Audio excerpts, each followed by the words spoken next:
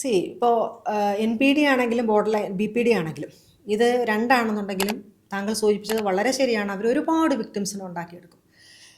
ചിലപ്പോൾ ഇവരുടെ ഈ ഒരു സ്വഭാവം ടോളറേറ്റ് ചെയ്യാനായിട്ട് നമ്മൾ വിചാരിക്കും ആ കൂടെ നിൽക്കുന്ന ആളിന് അവർക്ക് എന്താ പറയുന്നത്, അവർക്ക് ഉടലോടെ സ്വർഗത്തിൽ പോകുന്ന ഒരു അത്രയും അവർ സഹിക്കുന്നുണ്ടാവും, അത്രയും ഒരു ട്രോമ അവർ സഹിക്കുന്നുണ്ടാവും. വിക്ടിമൈസേഷൻ ഒരുപാടുണ്ട്. അപ്പോൾ അവർ ഡിപ്രസ്ഡ് ആകാനുള്ള സാധ്യത ഏറെയാണ്. അവർ ഒരു വിക്ടിം എന്ന് പറയുന്നത് ശാരീരികമായിട്ടും മാനസികമായിട്ടും ചിലപ്പോൾ ലൈംഗികമായിട്ടും ഒക്കെയും വിക്ടിമൈസ്ഡ് ആയി കഴിഞ്ഞിട്ടുണ്ടെന്നുണ്ടെങ്കിൽ അവരുടെ മാനസിക നിലയെ ഉറപ്പായിട്ടും അത് ബാധിക്കാൻ സാധ്യതയുണ്ട്. അവർക്ക് ഈ പേഴ്സണാലിറ്റി ഈ പ്രശ്നം ഉണ്ടാവില്ല. കാരണം പേഴ്സണാലിറ്റി എന്ന് പറയുന്നത് ജനിക്കുന്ന നാൾ മുതൽ ഒരു 10, 22, 23 വയസ്സ് വരെ ഉണ്ടാകുന്ന ഒരു പതുക്കെ വന്നു ചേരുന്ന ചില സ്വഭാവ സവിശേഷതകളാണ്. അതുകൊണ്ട് ഒരുപക്ഷെ ഈ വിക്ടിംസിന് അതൊന്നും ഉണ്ടാകാൻ സാധ്യതയില്ല. പക്ഷേ അവർക്ക് തീർച്ചയായിട്ടും ഒരു മെൻ്റൽ ഹെൽത്ത് ഇഷ്യൂ ഉണ്ടാകാനുള്ള സാധ്യത ഏറെയാണ്. അപ്പോൾ അങ്ങനെയുള്ളപ്പോൾ ഇപ്പോൾ ഡിപ്രസ്ഡ് ആയിട്ടുള്ള ഒരു അമ്മയാണെന്നുണ്ടെങ്കിൽ മക്കളോട് ചിലപ്പോൾ വല്ലാതെ പെരുമാറും.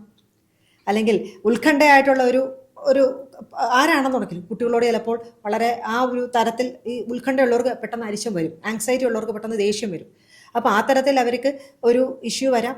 അത് തന്നെ ഈ സ്ട്രെസ്സും ഫ്രസ്ട്രേഷനും എല്ലാം ചിലപ്പോൾ ഓഫീസിൽ പോയി ജോലിസ്ഥലത്ത് പോയി അത് നമ്മുടെ കളീഗ്സിൻ്റെ അടുത്ത് തീർക്കാൻ സാധ്യതയുണ്ട്. നമ്മുടെ മറ്റ് ബന്ധങ്ങളെ അത് ബാധിക്കാൻ സാധ്യതയുണ്ട്. അതുകൊണ്ടാണ് അവർ മറ്റൊരു തരത്തിൽ ഇൻഫ്ലുവൻസ് ചെയ്യും എന്ന് പറയുന്നത് മിത്തെന്ന് പറയാൻ പറ്റത്തില്ല. പക്ഷേ അതിനുള്ളൊരു പോസിബിലിറ്റി വളരെയധികം ഉണ്ട്.